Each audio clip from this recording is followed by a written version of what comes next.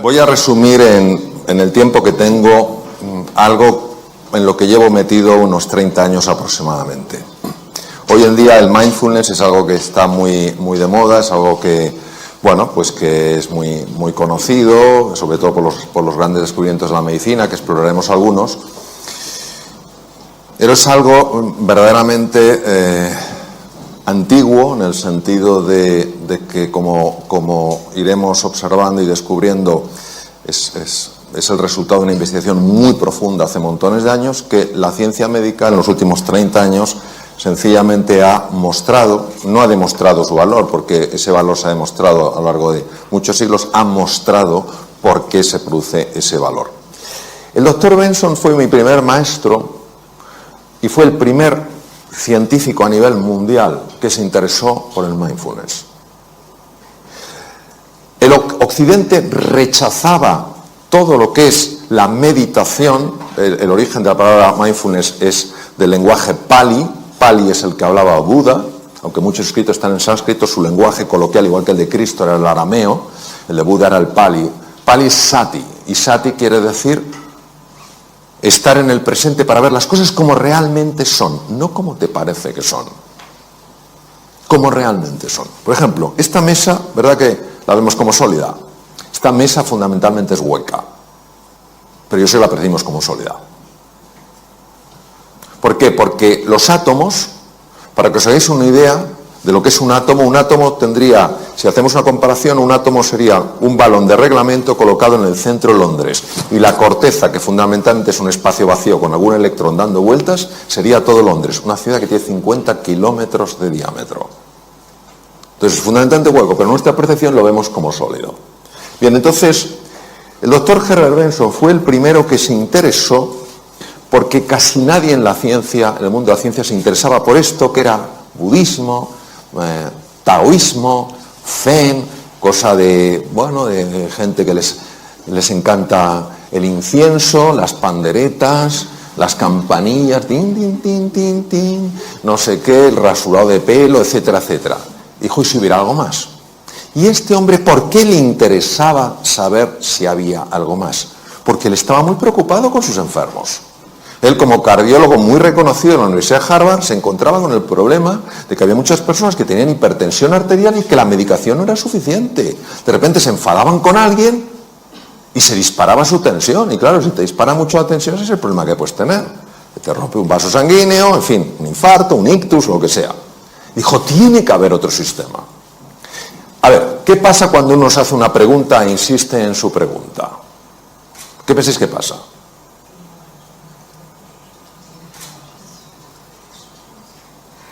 Que alguien diga algo, lo que sea, hasta ahora. ¿Qué pasa? Porque normalmente encuentras una respuesta, ¿no? Empiezas a buscar, preguntas, Teresa, ¿tú sabes la respuesta? Pues mira, no, lo sabe, José María, lo sabe, no sé qué, has buscado, ahora dice, oye, ¿qué tal? Bueno, entonces este hombre empezó a buscar y se hizo la siguiente pregunta. ¿Puede haber algo que no contemple la realidad médica, pero que pueda tener un impacto en la hipertensión arterial? ¿Puede haber algo que tenga la capacidad de mejorar la función cardíaca, de proteger al corazón y que sea desconocido por la ciencia médica? Es decir, en la realidad médica que hay, pueden existir vacíos. Y este hombre, en aquella época, pionero a nivel mundial, el primero que lo hizo a nivel mundial, se fue a Dharamsala, está a 7.000 pies de altura en la India, porque sabéis que la comunidad tibetana fue expulsada y martirizada por los chinos en el 59.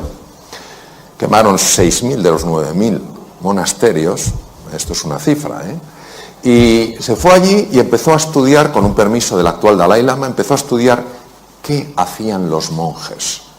Porque le habían llegado ideas, a través sobre todo de un libro, de que los monjes eran capaces de activar ese sistema del que hablabas tú, Santiago, que es el sistema que protege al organismo, el sistema parasimpático. Yo me acuerdo, hablando con él en su despacho, y en aquella época estaba en el Dícones en trasplante hepático, y él seguía como cardiólogo en el Dícones. Y entonces me acerqué y recuerdo que me dijo, Mario, you've got to stop the train of disturbing thoughts which enter into consciousness without being invited. Digo, ¿qué le da a este hombre? Tenemos que parar el tren de pensamientos perturbadores que entran sin nuestro permiso en la conciencia. Yo en aquel momento, un joven cirujano, interesado por estos temas, pero sorprendido, dije, ¿pero qué tendrán que ver los pensamientos en todo esto? Y él me dijo en su despacho, mira, yo entreno a los enfermos que van a cirugía cardíaca en esta metodología que aprendí en el Himalaya. Y sabes el resultado, que cuando están en la UBI, inconscientes, intubados, su corazón tiene muchos menos problemas y muchas menos arritmias que si no se han entrenado. Y lo que les altera es la mente. Claro, este fue el primero que me puso una luz delante de los ojos y dijo, ¿de qué estamos hablando? Entonces empecé a tirar del hilillo, claro. Todos nosotros, cuando estamos cómodos, cuando estamos con buena salud, cuando estamos tal cual, bueno, pues la vida transcurre, discurre y fluye. Pero llega un momento en el que aparece algo que perturba nuestra vida, una tormenta. Puede ser de salud, puede ser un desengaño, puede ser una pérdida económica, puede ser mil cosas. Aparece una tormenta en nuestra vida. Y aquí entra un patrón reactivo típico del ser humano. Pero no del Homo sapiens sapiens, sino del Homo demens. De eso que decía el príncipe Gautama Siddhartha, Sakyamuni Buda, que teníamos perturbado. De eso que hablaba Lao Tzu, que no funcionaba bien en la mente. ¿Qué ocurre? Pues que emprendemos un proceso de enfrentamiento a eso que nos pasa.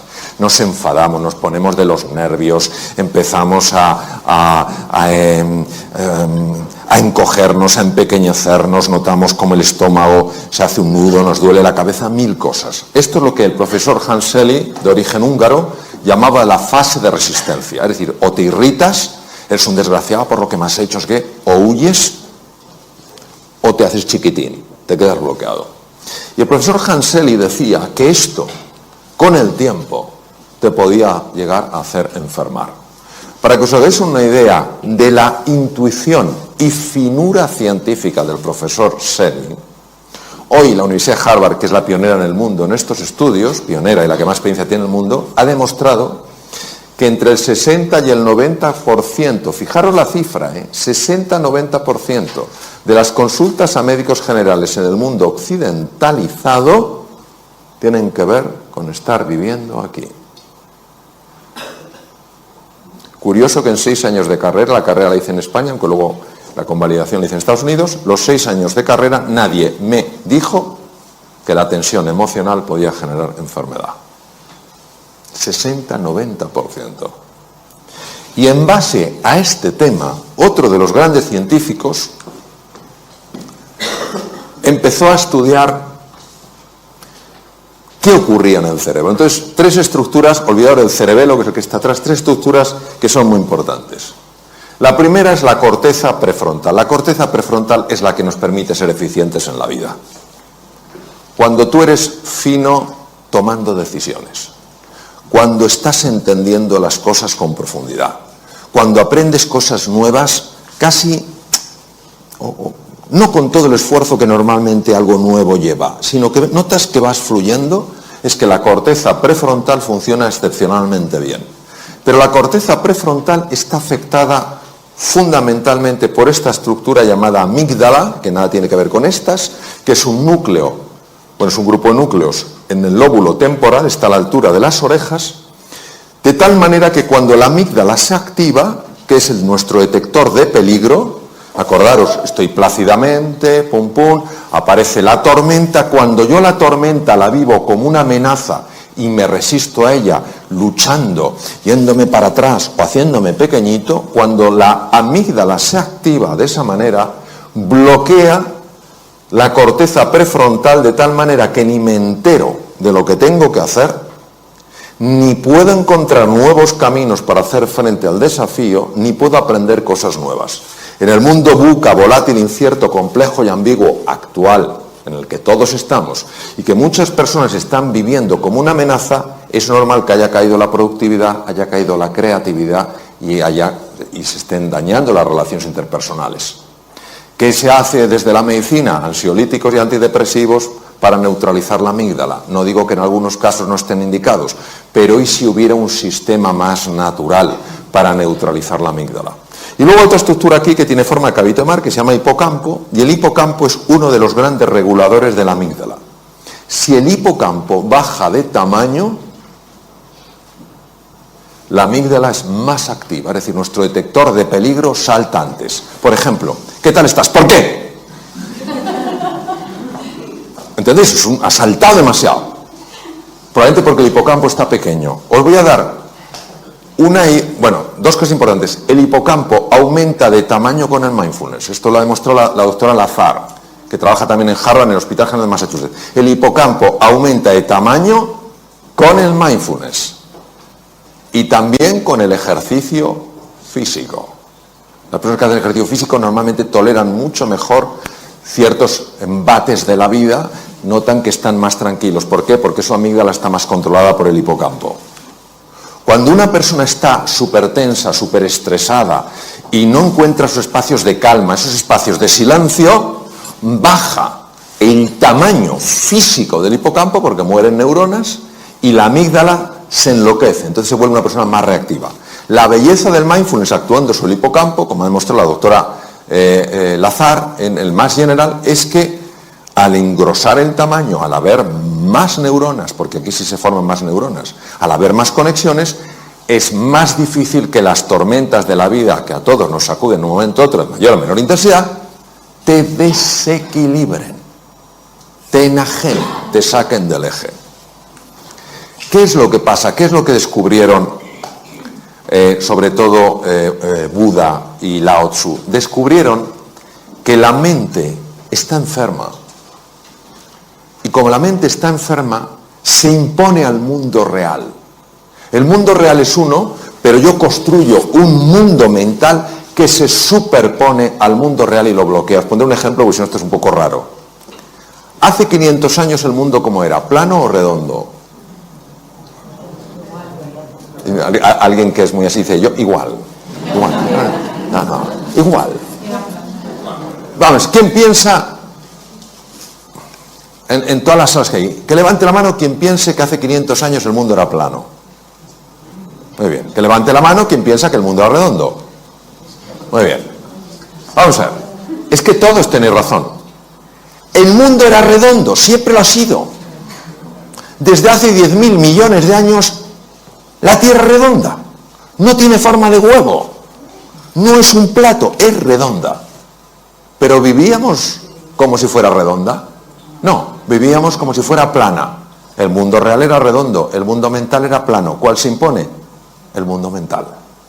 Nadie, salvo Colón, se atrevió a cruzar aquello que era el límite. Y entonces, el que descubrió que el límite era el comienzo. Eso es exactamente lo que nos pasa. Entonces, en lugar de pensarlo en la tierra plana, imaginaros cuando tú te miras en el espejo y no te gustas. Y dices, es que estás viendo tierra plana. Lo siento, tú eres mucho más que lo que ves.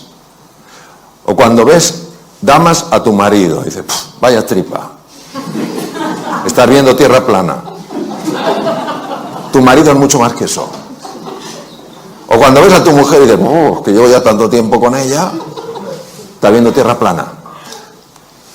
Hay algo mucho más profundo. O cuando miras al mundo, es que todo es lo mismo, tierra plana, hay un mundo redondo.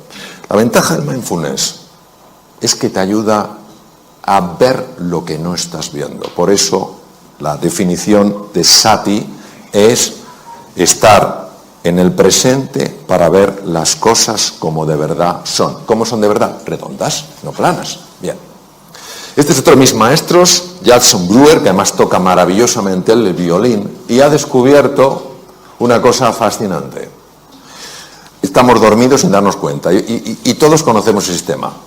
El sistema se llama DFN, Default Mode Network, y es el que hace que tú puedas conducir sin saber que estás conduciendo. Esto lo conocemos todos, ¿no? Y dices, ¿será posible? O sea, estoy pensando en 1000 cosas y sin embargo, como que el coche va solo, ¿sí? Pues que sepamos que esto aumenta significativamente la posibilidad de tener un accidente. Significativamente. ¿Por qué? Porque ¿dónde no estás? En el presente. ¿Dónde estás?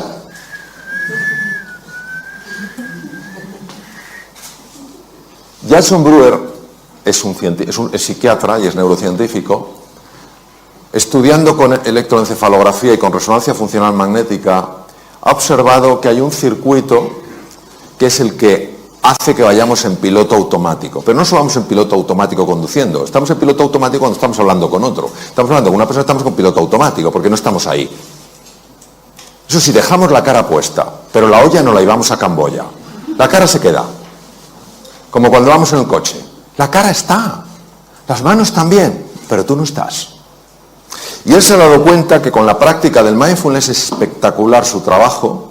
Con la práctica del mindfulness se consigue reducir la intensidad de este circuito y activar otro circuito que es el más importante para ver las cosas como son y para tomar las decisiones que a ti te ayudan para salir adelante, para mejorar tu productividad, para ser más creativo, para ganar más dinero, para ser más cariñoso con los demás.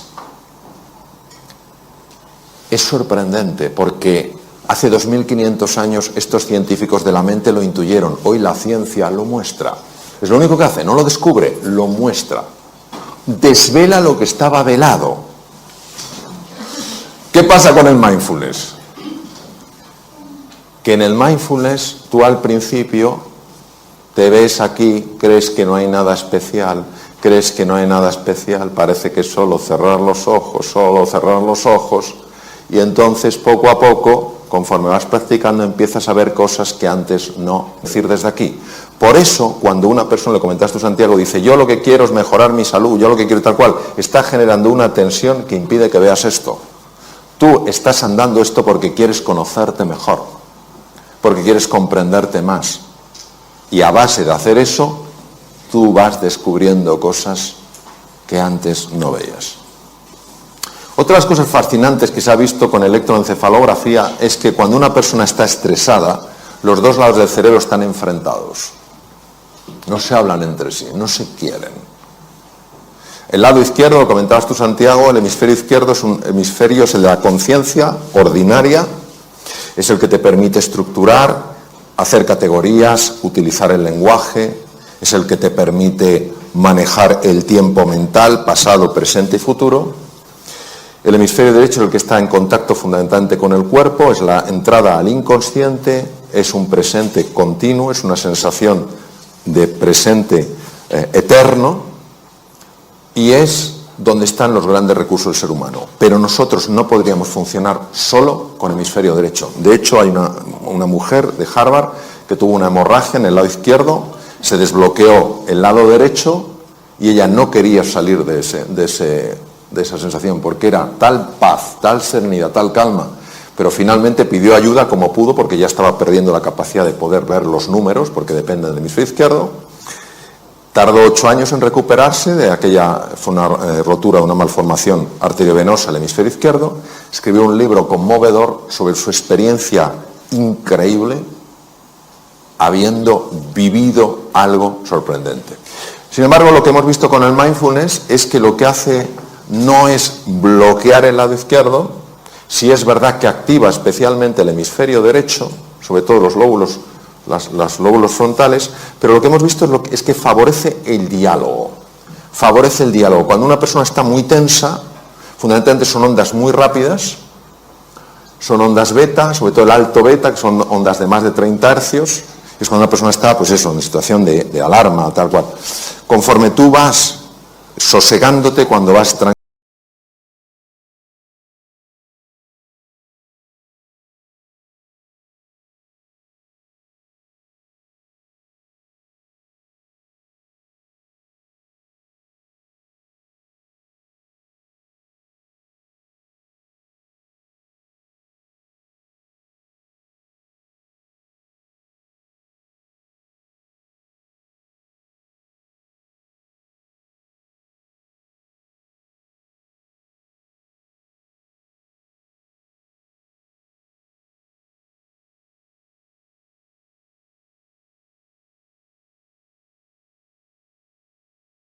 se van convirtiendo en ondas alfa mucho más propias del hemisferio derecho, que empiezan también a envolver al hemisferio izquierdo.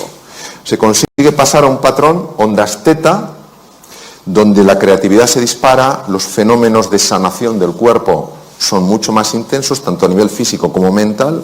De hecho, se utiliza para sanar heridas de personas que algo les ocurrió en la infancia y que no saben lo que es, porque algo en nuestro interior tiene la capacidad de sanar, ya lo decía Hipócrates hace 2500 años, y ya el ritmo delta es un ritmo muy difícil de conseguir sin quedarte dormido, porque solo muy pocas personas lo hacen. Y los monjes muy entrenados, como mi querido amigo y maestro Mathieu Ricard, consiguen algo que se llama gamma, que muy poca gente en el mundo lo puede hacer, que es un tipo de onda que no se conocía que se pudiera producir. Y son personas que están absolutamente en el presente y absolutamente en calma.